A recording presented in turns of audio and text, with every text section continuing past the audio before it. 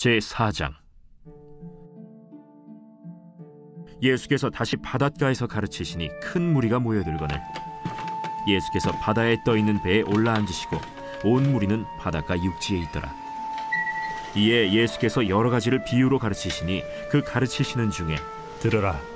씨를 뿌리는 자가 뿌리러 나가서 뿌릴새 더러는 길가에 떨어짐에 새들이 와서 먹어버렸고 더러는 흙이 얕은 돌밭에 떨어짐에 흙이 깊지 아니하므로 곧 싹이 나오나 해가 돋은 후에 타서 뿌리가 없으므로 말랐고 더러는 가시떨기에 떨어짐에 가시가 자라 기운을 막음으로 결실하지 못하였고 더러는 좋은 땅에 떨어짐에 자라 무성하여 결실하였으니 30배나 60배나 100배가 되었느니라.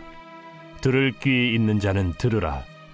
예수께서 홀로 계실 때 함께한 사람들이 12 제자와 더불어 그 비유들에 대하여 물으니 하나님 나라의 비밀을 너희에게는 주었으나 외인에게는 모든 것을 비유로 하나니 이는 그들로 보기는 보아도 알지 못하며 듣기는 들어도 깨닫지 못하게 하여 돌이켜 죄사함을 얻지 못하게 하려 함이라.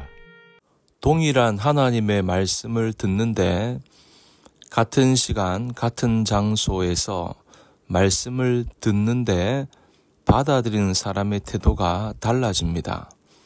똑같은 교회에서 똑같은 상황 속에서 신앙생활을 1년, 2년 해 나가는데 그 삶의 모습들이 그 결과들이 다 각각 다릅니다. 왜 그렇습니까?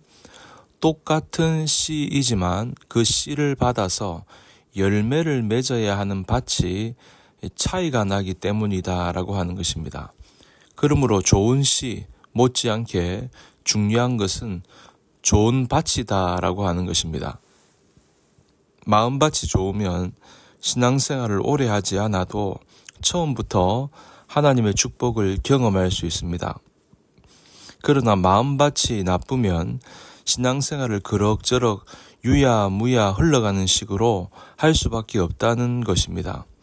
그래서 5년이 흐르고 10년이 흘러가도 신앙생활의 결과가 별로 나타나지 않는다고 하는 것입니다. 믿기 전에는 믿은 후에나 또 세상에 불신자나 믿는 나나 별 차이가 없는 모습일 수밖에 없다는 것이죠. 여러분, 만약 이런 모습으로 우리의 신앙생활이 계속된다면 불행한 일이 아닐 수가 없습니다. 풍성한 결실이 분명히 가능한데 그런데 그 농사를 헛농사로 끝내고 있다면 얼마나 한심스럽고 얼마나 안타까운 일이겠느냐 하는 것입니다. 여러분, 이 시간 곰곰이 나 자신을 들여다볼 수 있기를 바랍니다. 나 자신의 신앙생활은 어떻습니까? 한번 생각해 보십시오. 신앙생활을 한 지 얼마 안 되는 분들은 여기에 해당되지 않을지 모르지만 그러나 그렇지 않은 분들은 그렇구나, 마음밭이 중요한 것이구나 하는 것을 생각하시고 좋은 마음밭을 사모하시고 가꾸어 가시기를 바랍니다. 오늘 이 시간, 이 새벽 시간을 통해 내 마음밭이 어떤가를 한번 점검하고 혹시나 내 마음밭이 좋지 않은 밭이라고 한다면 좋은 밭으로 바꾸는 귀한 시간이 되었으면 좋겠습니다.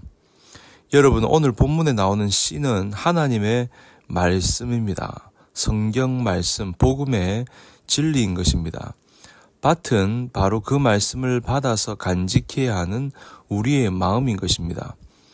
그리고 농부는 씨를 뿌리는 사람, 당시에는 예수님의 제자들이었고 오늘날에는 사역자들 뿐만 아니라 모든 믿는 자들이라고 할 수 있습니다. 오늘 밭은 네 종류의 밭을 보여주는데 4절에 보니까 길가밭이 있습니다. 이 밭은 닫힌 마음입니다. 열린 마음이 아니죠. 자기의 편견과 고집과 잘못된 습관과 잘못된 지식으로 가득 차가지고 마음의 씨앗이 심겨질 수 없는 그런 상태입니다.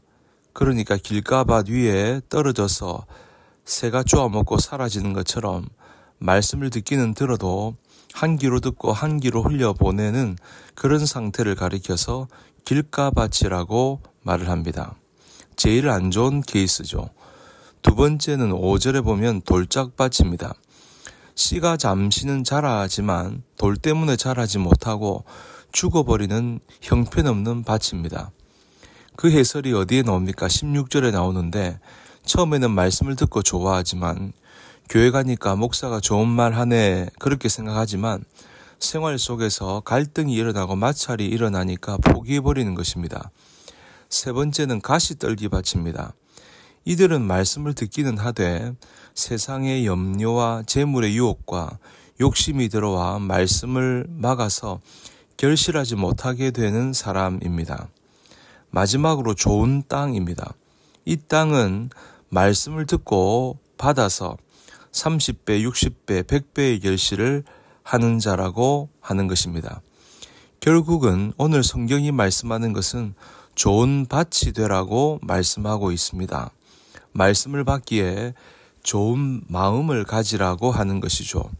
그런데 중요한 것은 좋은 마음을 가져야 되는데 이게 내 마음대로 쉽게 되는 것이 아닙니다. 내가 원해도 안 되는 것이 내 마음입니다. 그러므로 성령께서 내 마음을 바꾸어 주시지 않으면, 성령께서 내 마음을 조정해 주시지 않으면 내 마음을 어떻게 할 수가 없습니다. 인간적인 노력으로는 한계가 있습니다. 물론 노력을 해야 하지만 그것만으로는 마음밭을 좋게 할 수가 없습니다. 그래서 무엇보다 먼저 내 마음속에 있는 돌을 발견하고 내 마음속에 있는 쓴뿌리를 발견하고 내 마음속에 있는 상처를 발견하고 그것을 다 뽑아버려야겠다. 그것을 다 갈아엎어야 되겠다라고 하는 인식을 하는 것이 중요한 것입니다. 그것이 무엇일까요? 회개의 시작입니다. 하나님께 제거해 주시도록 하나님 내 마음에 이런 쓴뿌리가 있습니다. 이 마음에 상처가 있고 돌이 있습니다. 제거해 주십시오. 그렇게 하면 우리의 마음밭이 좋은 밭으로 바뀌게 되는 것입니다. 마치 농부가 갈고리로 밭을 갈아엎고 쟁기로 뒤엎는 것처럼 그런 기경의 과정이 필요하다는 것입니다. 마음을 기경하면 그 말씀이 나에게 힘이 되고 능력이 되고 놀라운 축복이 되는 것입니다. 그럴 때 그 말씀이 기적이 되는 것이죠. 그러므로 저와 여러분이 하나님께 맡기고 기도를 통해서 우리의 모든 부정적이고 악한 것들이 다 뽑아지고 기경된 마음, 좋은 마음 되기를 축원합니다. 그래서 좋은 열매 30배, 60배, 100배 많이 맺는 저와 여러분 모두가 될 수 있기를 주님 이름으로 간절히 축원합니다.